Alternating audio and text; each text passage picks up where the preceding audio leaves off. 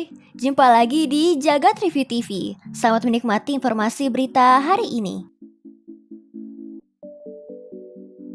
Apple resmi mengumumkan M2 Pro dan M2 Max. Kedua SoC terbaru Apple ini menghadirkan peningkatan yang signifikan, terutama untuk performance per watt. M2 Pro punya 12 core CPU dan 19 core GPU dan dibekali NPU. Untuk daya yang sama, CPU-nya meningkat 20% dan GPU-nya meningkat hingga 30% dibandingkan M1 Pro. Sedangkan M2 Max ini juga dibekali dengan 12 core CPU tapi GPU-nya ada di 38 core. Dibandingkan M1 Max, ini meningkat 20% untuk CPU dan juga 30% untuk GPU-nya pada daya yang sama. Dengan performance per watt yang tinggi, MacBook Pro terbaru diklaim bisa bertahan untuk pemakaian selama 22 jam.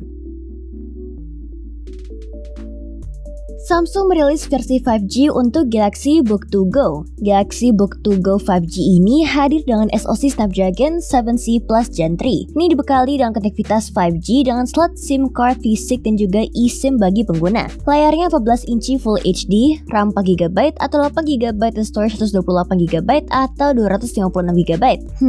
Kayak smartphone ya RAM dan storage-nya. Lalu baterainya berkapasitas 42,2 Wh dengan pengisian daya 45 Watt. Harganya cukup terjangkau yaitu sekitar 12 jutaan rupiah. Ya, laptop Windows berbasis ARM ini memang punya kelebihan tersendiri terutama soal konektivitas dan efisiensi daya. Jadi bisa dipakai seharian layaknya smartphone. Tapi untuk dukungan aplikasinya, laptop ini hanya bisa menjalankan aplikasi-aplikasi yang sudah memiliki port ARM. Jadi aplikasi yang hanya berjalan di arsitektur x86 gak bisa dipakai di sini ya.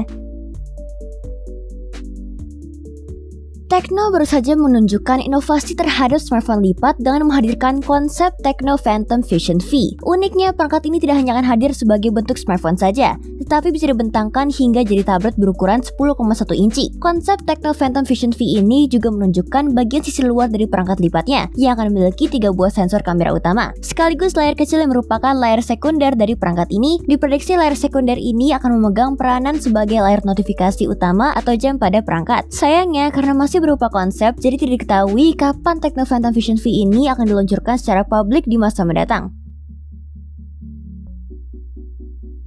Sebuah sepeda lipat bertenaga listrik dengan desain unik baru saja diperkenalkan oleh Icoma, yakni Icoma Tatamel, sepeda listrik yang bisa dilipat dengan desain mirip seperti motor Honda Motokompo yang dirilis sekitar tahun 1980-an. Sepeda listrik yang ditujukan untuk moda transportasi dalam kota atau perjalanan jarak pendek tersebut punya kecepatan tertinggi hingga 40 km per jam dan jarak tempuh hingga 36 km. Pengisian baterainya cukup cepat, hanya butuh waktu sekitar 3 jam saja. Karena bentuknya yang ringkas, sepeda ini bahkan bisa diselipkan di bawah meja kerja atau ditaruh di bagasi mobil dengan mudah. Untuk harganya, Icoma Tatamel dibanderol sekitar 60 jutaan per unit dan baru akan dijual di pasar Amerika Serikat mulai April 2023 mendatang. Setelah versi desktop dan iOS, kini Twitter Blue resmi hadir untuk versi Android. Harganya tidak jauh berbeda dengan versi iOS, yakni sekitar 165 ribuan per bulan. Twitter sendiri punya paket Twitter Blue tahunan dengan harga sekitar 1,2 jutaan per tahun. Twitter Blue sendiri merupakan fitur eksklusif yang memungkinkan penggunanya punya beragam benefit yang tidak dimiliki oleh mereka memakai Twitter secara gratis. Salah satunya, icon verified yang tercantum di sebelah username Twitter mereka masing-masing. Twitter Blue ini sementara waktu hanya tersedia untuk negara Amerika Serikat, Kanada, Selandia Baru, Jepang, dan Inggris. Tidak bisa diketahui secara pasti apakah fitur ini nantinya akan hadir juga di Indonesia di masa mendatang.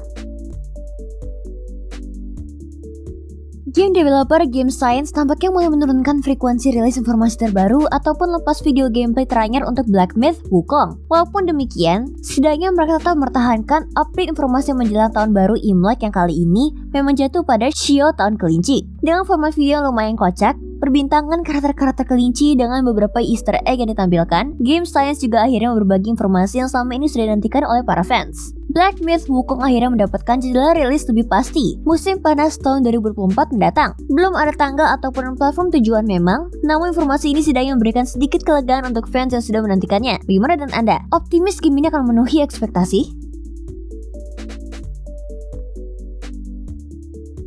Jadi, gimana menurut kamu berita hari ini? Ingin selalu up to date dengan informasi teknologi terkini?